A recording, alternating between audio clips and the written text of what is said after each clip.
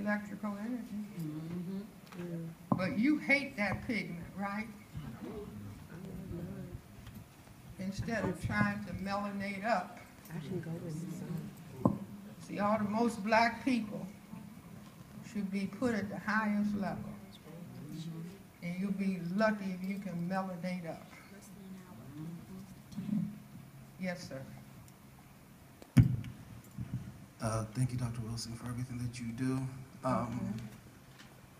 Whenever I try to talk to black people about racism, they accept certain things, but one thing that they have a problem with is understanding the dedication that white people have towards the system. And I was wondering, why is it so hard for us not to see all the things that they do? I was recently in Africa, in the small nation of Lesotho, and when I was going into the border, there were posts for sterilization, clinics, abortions. It's a very small country, small population, but they've built dams, they've built,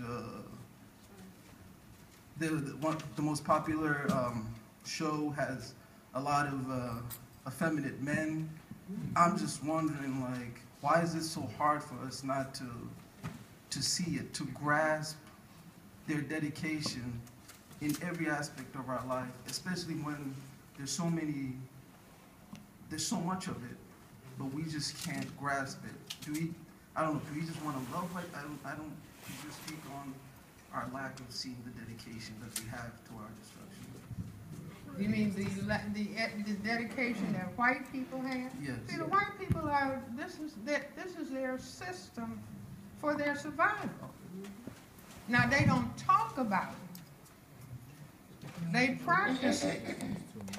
And they know that they have to keep black people off balance with hating themselves and wanting to be white. You see, so let me give some more age before we leave. No, they've done a masterful job. It's not justice. It's not correctness. But this is a phenomenon that has developed on the planet once a particular group of people figured out what they needed to do to survive. And the fact that they are dedicated. A white professor at American University, I gave a lecture at Lorton Prison, and American University had given a course. They set up a course for prisoners. And I was invited to speak, and I spoke about racism to these black prisoners. So this white female professor's driving me home. She said, Dr. Welsing, you know, I hate to admit it, but she said, on all social occasions, when it's just white people and no black people around, we are talking negatively about black people. And she said the assumption is that everybody present is in agreement. Now, I didn't say, let me out of this car. I told her, no, I understand. I said, you are simply talking code about white genetic survival. See, and if black people feel, black person feels they have a white friend, ask their friend, what do white people talk about when there's no black people around? And chances are the person will go silent. Well, except Patrick. Yeah, Patrick will tell the truth.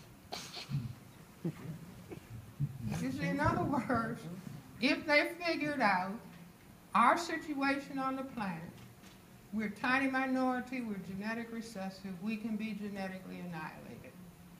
What do we have to do to preserve our situation? And so this is what they worked out.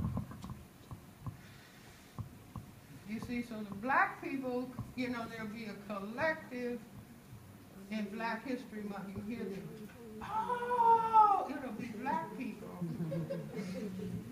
Oh, this is what they're doing.